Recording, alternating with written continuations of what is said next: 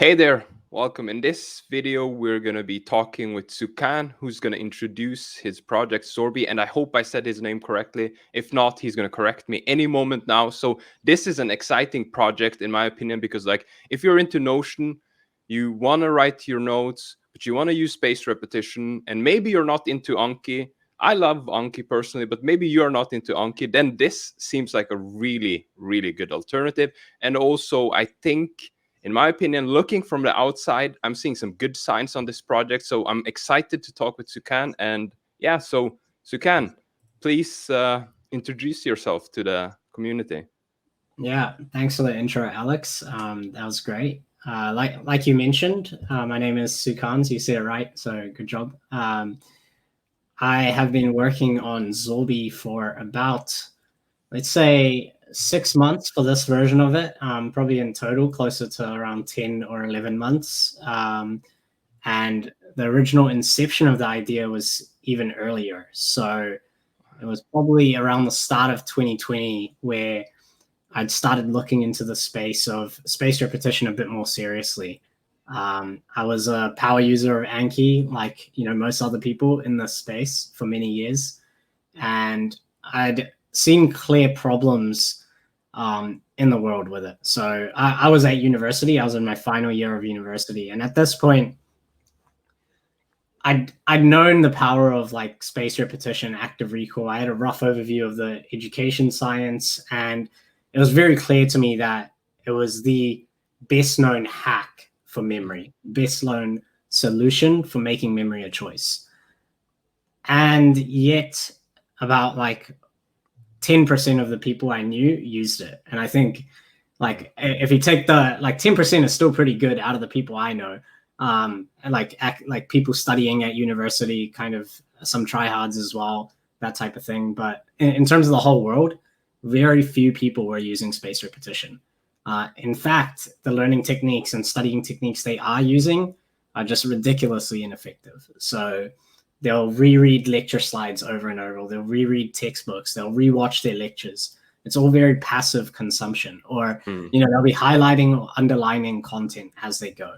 Yeah, exactly. Like this surprised me too. Like when I was researching, like I think there are people who use spaced repetition without even being aware of it. They don't know they're using it. So it's applied in whatever program. Like for example, when you're learning to code, you are using spaced repetition because you're not using flashcards, but you're retyping the same stuff over and over again, right? Over time.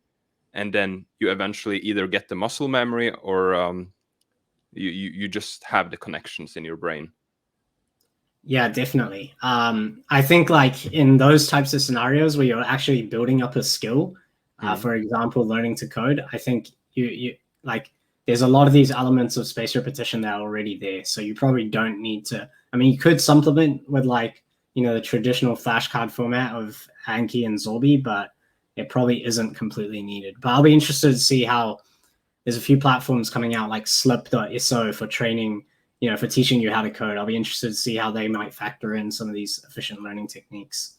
Yeah, but please do share links. But like if let's say somebody watching right now has never heard about Anki, they want to get better with their exams. Like how would you explain Anki to somebody who's like, they're a student, they want to get good grades, they want to study less, but get better results. Like how would you explain Anki to them? Yeah. I mean, I'll say the future is with Zorbi. But the way I explain Zorbi to people is that Zorbi makes studying 2 times easier and 2 times faster. And we do that through practice questions that can predict when you're going to forget them. I don't like saying flashcards as much because the way people see flashcards is terms and definitions. But these are much more complicated. These flashcards, you're going to be using memory techniques like mnemonics, and they're much more complex in general. You actually have to write out the questions in a specific way to train your memory. So that way you can start testing university level content. And you have to be aware of certain intricacies, like not adding lists of over 5. And if you do if you do have to remember a list, at least try put in some mnemonic, right? So you can remember it. Yeah, definitely. That's just not something, we were exposed to with traditional flashcards growing up in like primary school, intermediate, high school, whatever. So the way these practice questions actually work is, or let's stick to flashcards, since now I've made everyone aware. But when you see a flashcard, you'll read that question, you answer it in your mind, and that process is called active recall or retrieval practice. And it strengthens that memory every time you go through that effort of having to recall it. Now, that combined with another learning technique called spaced repetition or distributed practice, they end up being the most effective way to learn and retain information. Wait, so did you call it distributed practice? Is that like an alternative word for spaced repetition? So the academic words for active recall and spaced repetition are retrieval practice and distributed practice. So if you're ever doing like academic research, all the papers will refer to it like that. See, that's new terminology for me. I haven't really like. Have you spent time reading papers on spaced repetition, or like since you've met these terms? Yeah. So in my final year of university, my fourth year of university, I had to pick an honors project, right? And I'd seen kind of this problem with spaced repetition. I couldn't really get friends to use it, even though it was so amazing. So I decided to dive into why. My honors research was titled "Increasing the Adoption of Spaced Repetition Tools." As part of that, I had to dive into the actual learning science, the education research behind it. Then I dove into what existing spaced repetition tools were doing. The kind of the history from SuperMemo onto Anki onto all the small failed companies that tried to compete with them, and then eventually what exists now in the world, and how to solve the problems preventing its adoption. Did you end up like writing some papers, or did you end up writing it like after you were finished studying? So it was during my fourth year. Yeah, we did end up writing a paper, and it was called like increasing the adoption of space. I was thinking, could you send me that, and then I would add that to the links below later, so anybody who wants to look it up can look it up. Yeah. Actually, we never actually published that paper, but there is another paper that I was involved in this year, which is similarly titled "A Framework for a Habit-Forming Spaced Repetition Tool." And that one is probably going to be published soon. Let me know. I'll let you know when it is. Cool. So we've been talking about SuperMemo, Anki, and the past. Like, if we look forward to Zorbi, do you want to show us Zorbi in action? Yeah. Let's hop into. Cool. Can you see that? Yeah, I think we got it up. Is it visible in the chat? Let's see. Thank you for following Zen NZ. Just saw the message right now. Yeah, that's awesome. So this is Zorbi.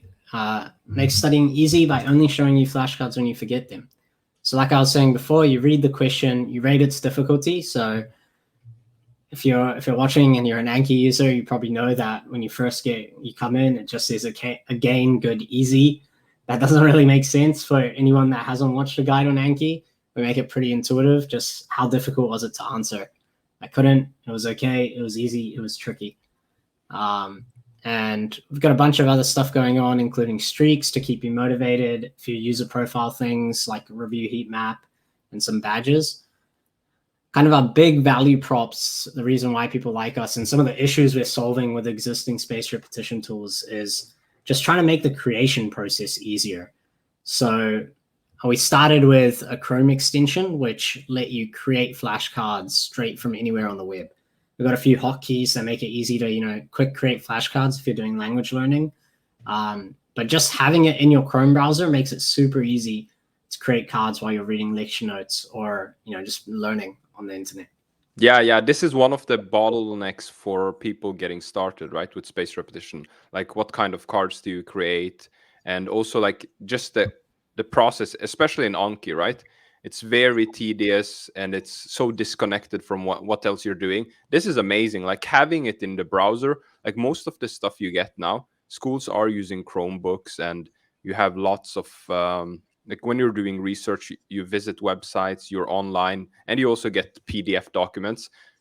So that's very, very cool. And I actually did try out the PDF thing, like the Chrome extension itself, but I used it in a PDF, and that's like Yeah, it's the best I've seen so far.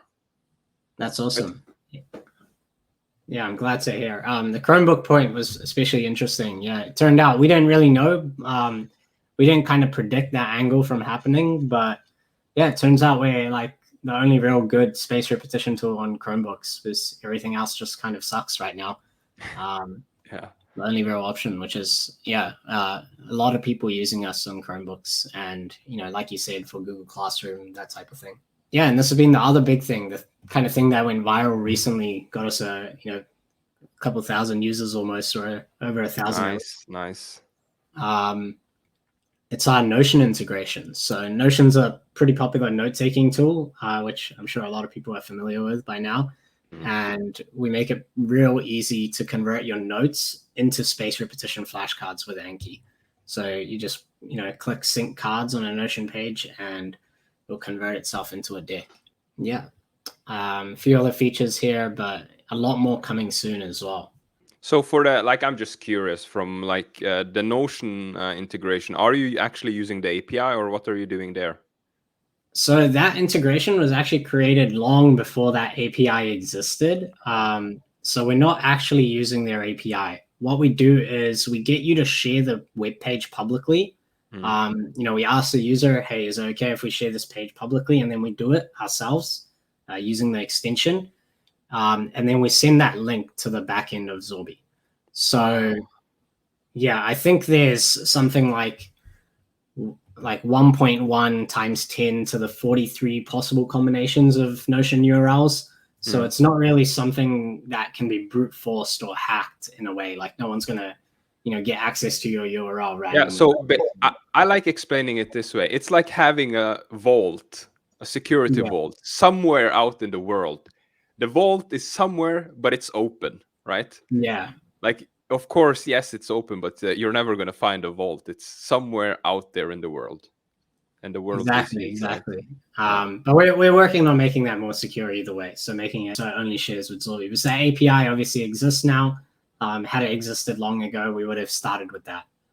Yeah, I see. Cool. So I'm curious also, like, this is a sidetrack, but like, what's the tech stack here? Are you using React? What's on the back end? Yeah.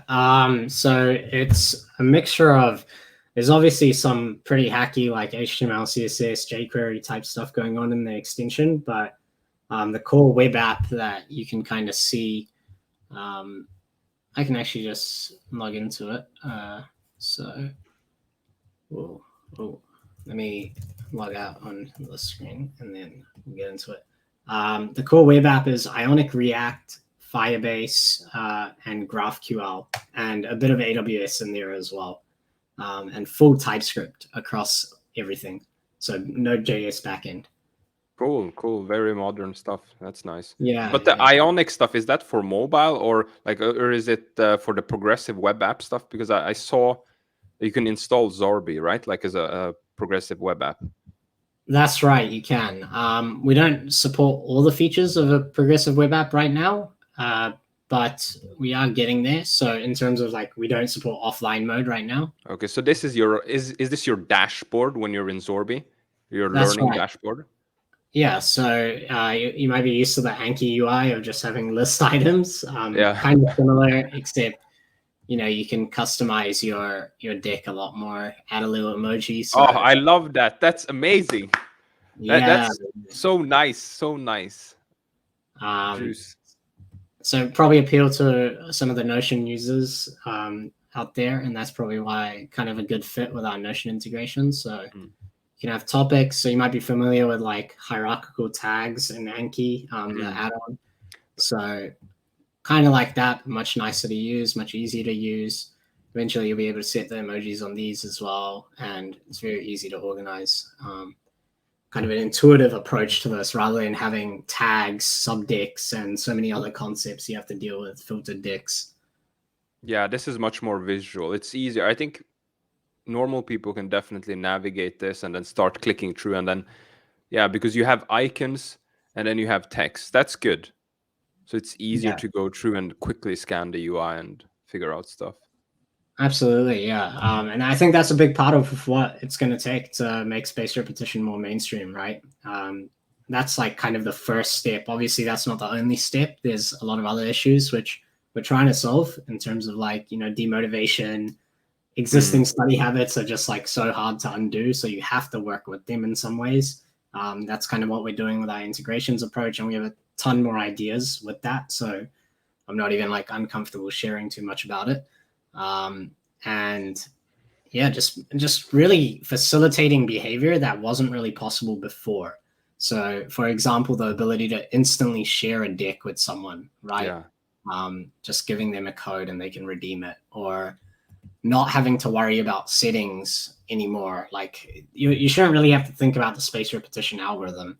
You don't really care what your learning stages are. You care that you're going to get an A plus in a month, or you care that you're learning this language and you want to spend 15 minutes a day. So, making it super easy for students to do Oh, that. wait. So this learning assistant, will it manipulate the algorithm for you? Like, does it change the algorithm when you reply to the stuff? Yeah, it does. So what are the flashcards in the deck for? University, we need our recall to be as effective as possible, and then you set the date of your exam, Ooh, nice. and optimize the algorithm based on that. So this is something we're still working on improving. So it's kind of like this is just our version one of it, but it's going to get better and better, especially as we learn more about like how to optimize it in the best way for students. This is amazing. Like, if you can get, like, I don't know how far it's gotten, the learning assistant, but if you can get this, like, if you look at the, like, I know I'm mentioning Anki. It's not a comparison. It's just that Mhm. it's one of the biggest players, right? It's been around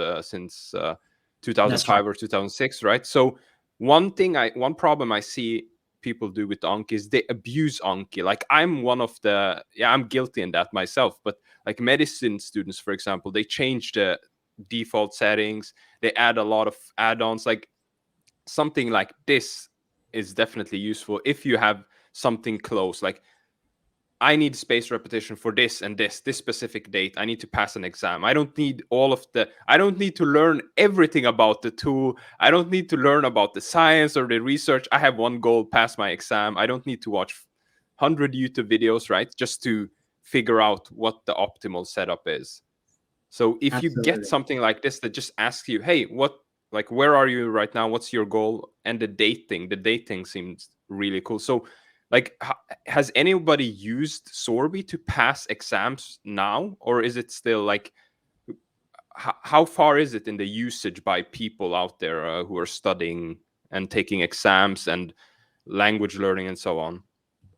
Yeah, so Zorbi has been pretty open to users since probably late March. We had a very early beta in late March, and from there we already had a few hundred users signed up. I think probably we were around 1,000 registrations at that point, and Nice. we had groups of people coming in studying for the exams, various different subjects. We've always had kind of what you'd expect from a spaced repetition system in the early stages, like Mm. a lot of medical students, a lot of language learners, the odd person learning math, and then there's some people that are fully generic. So most high schoolers are actually learning like 5 to 7 different subjects, so they need like the ability to insert chemistry, add images, like so many different use cases, language learning as well, biology. So you're just dealing with a lot of different niche things. And then you have people like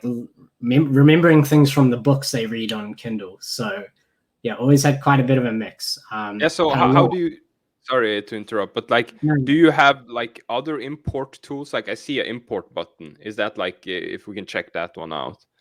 Okay, so you can import Anki, PKG, Quizlet, and then these formats. Oh, that's a good start. That's a good yeah. start. So I'll go into a deck so we don't have to create a new one. I'll prompt you to create a deck if you're importing. So yeah, you just drag and drop your Anki deck there and it'll import it in. With Quizlet, it gives you the instructions on how to export from Quizlet, and then you're just importing from CSV. So you can change the different formats, type them in whichever way you want. You could potentially use a script to generate, flashcards for yourself and just paste them into here. Nice, nice. Yeah. So this place is coming along pretty well. But yeah, lots of good feedback from students. It seems like we've helped quite a lot of people that couldn't really get the hang of spaced repetition, but our goal is being realized, which is democratizing it. That's a really good goal, and I'm definitely convinced more people need to know about spaced repetition. Maybe not understand how it really works, but like being able to just, this is something you can apply, and then you're guaranteed results. You just need to use it, basically. Absolutely, yeah. That's how it's going to hit mainstream adoption. So yeah, I'm excited to see where things go. But I mean, you've done quite a lot for that as well, right? With Notion to Anki. So Yeah, I so think I'm keen to hear your thoughts on all that. Yeah, absolutely. And we can definitely chat more about that. So for those watching who don't know, I have another project which is a little bit different. We have different goals, right? Like Notion to Anki's specific goal is flashcard creation. That's why I really wanted to get you on, because the process here of flashcard creation here is smooth, right? So I think people who are watching this are gonna discover Zorbi and then go try it out, and they're gonna love that. And also the import, basically you can retake the value that's been generated by other people in the Anki ecosystem and then just put it in here and then add your own touch afterwards. So that's really cool. But if you have any specific questions, maybe we can take those offline, if that's okay. So I was thinking success stories specifically. Have many people spoken about I passed my exam now recently, or I'm just curious because I've gotten feedback in Notion to Anki where people email me and tell me, "Hey Alexander, I love you, man. Thanks a lot. I passed my exam. You're the best." Have you gotten feedback like that where people tell you pass this exam, the success stories and so on? Yeah, quite a bit. It's honestly a big part of what keeps us motivated, keeps us going. It really does help a lot. So obviously we have Nice. We've got kind of generic reviews on, Google Play Store, Google Web Store. So we get, we're 5 stars on both of them, which is nice. So getting that feedback is always nice. And we did our Producthunt launch recently, which you can still sign up to and get a badge on your profile. Yeah, let me drop the link actually, so I'll copy it from the. Or can you drop it and then I'll add it so it's clear. Yeah, I'll chuck it into. I'll just chuck it into your Twitch chat. There we go. There we go. Chat. Follow you as well, of course. Oh yeah, there is a censoring bot thing. We've had some spammers before, so I'll just add it. There we go. But yeah, this launch ended up going pretty well, and we sent out a message to our users just asking for their support, for them to leave a review, that type of thing. Got quite a lot. A lot of people came out of the woodworks, to help out a lot of our users, just giving their feedback. So, for the past month that they're using Zorbi, it's the best flashcard app they've ever used. I got quite a lot of that, just making it easier to use spaced repetition. And like you said, the creation process is one of the biggest issues. So we put a lot of emphasis on that as well. Which, yeah, it's been really good. We've had some interesting feedback recently as well from a couple of schools and teachers, which I hadn't really thought of ever happening. But yeah, it looks like we're expanding over to that as well. So, which will be nice because if you can help a teacher, then you're helping students every year, which is great. Yeah, that's really nice. But have you made any adjustments to the the algorithm or the stuff that's hidden behind, people can't see, based on feedback? Has anything been surprising, based on the feedback? In terms of the algorithm and learning outcomes, not really. The default kind of SM2 algorithm is honestly pretty good in terms of getting you what you need for your exam. Most of the learning and retention happens in the first 3 or 4 repetitions, right? There's obviously improvements we know we can make to certain sections, and we plan on making them. It's just that we've got some other bigger priorities to focus on right now.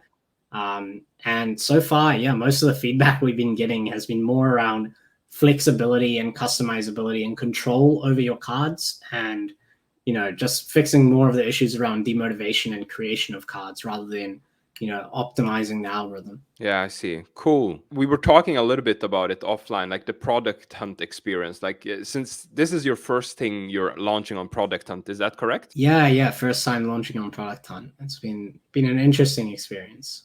I'd done a lot of launches before for Zorbi because we've been kind of launching on and offs on Reddit ever since March, late March, and it was always kind of we'd always try certain things. It'd always go pretty well, much better than we'd expect each time. We'd like end up with 650 upvotes or something like that every time.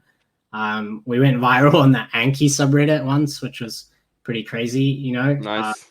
yeah, and also went viral on Hacker News once. So I was kind of familiar with like how to do well on these websites where the algorithm was just up, like basically it's like a forum and it's based on upvotes, right? But I thought Producthunt would be like that. It's nothing like that. It very much favors people with existing audiences, people like building in public, that type of thing, because the algorithm will favor votes from people that are already Producthunt users. So you need to have access, or you need to know Producthunt users to distribute your post to them and ask for support. And that becomes very difficult if you don't have like an active online presence, which I didn't really. So it was a pretty interesting experience and a pretty full-on one. You have to be awake for the full 24 hours. That's cool. I haven't launched anything yet there, but like, is there anything with like any big features you're planning on? Like spaced repetition in itself is really cool, and there's something I want to follow up to afterwards. But like, is there anything you're gonna do or you want to do that you can share publicly that's gonna be different from Anki? Like this is like all of the stuff we've seen so far is really great, and it's a lot of good things, but like the learning assistant, I think that might be a killer feature in my opinion. I think that's a killer feature for that's something where, okay, you don't have that in Anki where you have to manually tune. But is there anything else on the roadmap that might be a game changer? There's definitely like some of the baseline features that I think we need. For example, like image occlusion, right? That's kind of coming soon, and that's mainly like just matching, giving students the power to learn in different ways and create cards in the way they need to. Past that, it's going to be a lot of, optimizing the learning assistant and really optimizing the process of creation, I think is where we're going to put a lot of attention there, and the demotivation. Like those are kind of the two biggest issues, right? A lot of the effort in space repetition doesn't come from reviewing. That's the easy part. You just pull out your phone, click a few buttons. It's like a game. It honestly feels like a video game. And we're enhancing that a little bit with streaks, with review heat maps, with badges. But the main area where there is a lot of effort exerted is that process of creation. So factoring, there's a few ideas we have. I don't want to like confirm or do anything because a lot of what we're doing is like exploring still. Yeah. There's no like strict roadmap we have set. Dictionaries. So in terms of like, you highlight a word, you can automatically see the translation and add it as a flashcard to Zorbi. Wait. GPT-3. It went a little bit too fast. For people who have no idea, what is GPT-3? What you just said sounds like a strange word. Yeah. Sorry. Yeah, I should have. I went way too fast on that. So GPT-3 is a new AI algorithm released by a company called OpenAI. And it is the most powerful algorithm that we've seen so far in terms of the ability to comprehend text, give responses, and extract and generate information, classify information. So an example you could do is you could highlight a block of text, or you could have your lecture slides, or you could be on a web page, and you could press a button and just hit generate flashcards. And it could identify automatically what the most important areas of the text are that you might want to remember based on all the other data it has from every other website on the internet. And then you could just click like a tick button and a cross button to approve or reject certain flashcards. before they get added to Zorbi. So features like that just speed up that process. And sure, it'll still require a bit of manual work. You might have to edit some, but like a lot of the thinking gets taken out of the picture, and a lot of the mistakes that can get made with bad quality flashcards will also get taken out of the picture. It sounds good, but like I don't know, like if you're skipping the thinking process, isn't that the whole point with the material? Like you're wrestling with the material. That's right. Yeah. So why would you want to take that away? Yeah, sorry, go ahead. Yeah. So the kind of what you're saying here is like the process of creation involves you summarizing it, right? Summarizing the information is different to understanding it for the first time. So you can, look at some text, try and understand it, read through it, make sure you get an understanding of that text, and then test yourself using questions, right?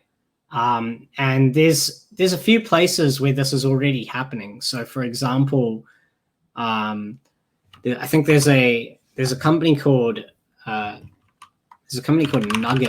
I believe, knugg.et, and they do Blinkist with space repetition. So you're not creating the cards there yourself, but you are reading through a book, getting an understanding of that book, and then you're revising the insights from that book, right? Even though you didn't create the cards yourself, as long as you have the understanding, it's still very effective because it's the actual active recall that's strengthening your memory and strengthening your learning, not the process of creating the card.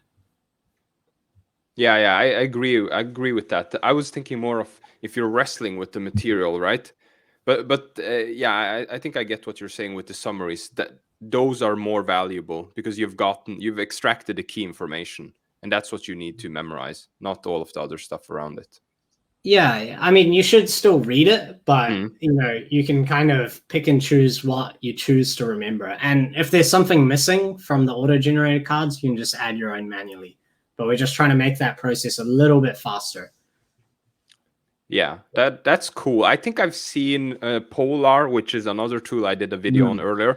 And to be honest, like I'm not criticizing the developers of Polar, not at all. It's just to be frank, like I tried to record a video on it a couple of times, but there were so many issues. It's like it integrates with Anki, but it's too slow. So in my opinion, if you're looking for anybody watching, looking for like a tool which lets you create flashcards from PDF, Zorbi is great. It works. It's fast. It's easy to use, and they have this. It's a paid feature though. They have this not a regular flashcard, but like they have a lightning bolt. I don't know. Have you tried Polar? Yeah, I have. I used it a little while back as well, like as an actual user of Polar myself, which is why I knew the PDF thing was a problem because I had it myself. Yeah. Huge problem. But the other types of the automatic generated flashcards, did you try that feature at all? So I think when I was a Polar user, they didn't have it, but I have seen that they have it. And that's kind of the same thing we're talking about here. So they're using the same algorithm I'm talking about as well, GPT-3. And yeah, I think we plan on doing it on a slightly different angle. They have kind of, you'll type in a question, it'll try and generate an answer, I believe. Our angle is more like, you have an understand, like it's areas where, for one, recall is actually needed. So exams and school, where it's most needed. And two, like it's an area where you already have a rough understanding of the content. You're not just like creating a random flashcard from a random research paper. You've learned this content in class, or you've watched the lectures, or you've read through the lecture slides. Now you just want to create flashcards for it to learn it and retain it in the most efficient way possible. Nice. It's kind of a different use case. Yeah, the UX, the user experience of that is going to be way different. This was a cool like sidetrack, thinking about cool features. But one thing that I'm personally interested in, and it's cool talking to you, especially because you've dived in deeper, and so stuff is familiar for you. But like if you look at spaced repetition, being brought in from the Super Memo project, right? Now it's being spread out in the world. People are making their own projects. Anki is an example, and Zorbi, now a newer player, very cool. If you look back there in the Super Memo project and you look at incremental reading, have you looked at that? What are your thoughts on incremental reading? Do you think that's also something that is going to go mainstream? Lots of questions, I know, but I'm excited about incremental reading in general. Yeah, I think incremental reading, it's definitely, it's something that's already being done quite a bit. So I know Polar has some features to support it. And I mean, to an extent, I didn't really see much difference to, like, at its core, incremental reading is still being, like, your memory is still being strengthened from recall. If I'm not mistaken, right? I haven't done much reading into the science behind incremental reading, just because honestly most of my like knowledge does come from the academic research. So if it was fairly new, then I didn't read that many papers on it, mainly because I was looking at what definitely works now. What are your thoughts on it? I'm very excited about it, and I'm probably going to start a new project on that later, because like I think some of the thoughts around how you can, like, if you have a vast amount of information you want to learn over time, right? We agree spaced repetition works, right? But if you're truly long time learning, I don't feel like Anki has met that potential, like learning truly long time. Yes, you can create decks and then continue reviewing them for 10 years plus. But if you have like a huge amount of information, and most information right now in my case, it's online. You use a web browser, you have text, you have lots of different formats, right? One thing I do as a developer, I read like documentation, and the documentation is structured in a way. So I think one key feature that I'm missing from Super Memo, like have you tried using Super Memo? I have not. I've seen a lot of like videos of it in use, so I studied it quite a lot. So like I think one gold nugget that's hidden inside Super Memo that hasn't been taken that much is the splitter, right? I think the splitter in Super Memo is a good idea, but I don't think Peter Wozniak has he hasn't done what should be done with the splitter. Like if you look at a web browser basically understands the DOM, the document object model, right?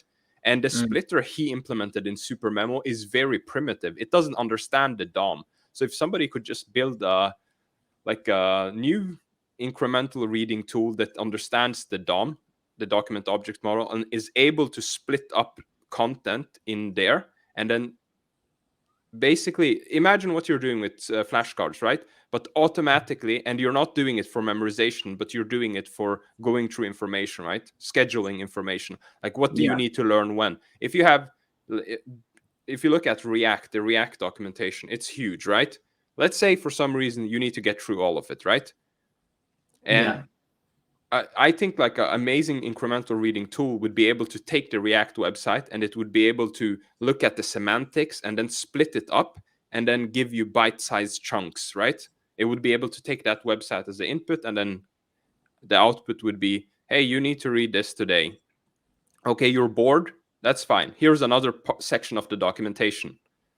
Here's something else. And then you could easily create flashcards from what you need to memorize, right? You would read the stuff, and if something is irrelevant, you would skip it, or would you say you're bored, and then your IR tool would figure out what to show you next. So I think like the incremental reading bits, especially the splitter, now that more people are using a web browser, and they're like, you probably see it too in Zorbi, right? People are selecting text from a website, putting it in. So you're making the extracts.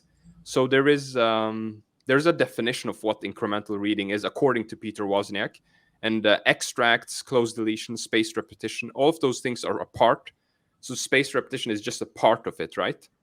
If it makes sense. I don't know, like if I'm saying it unclear. Just I'm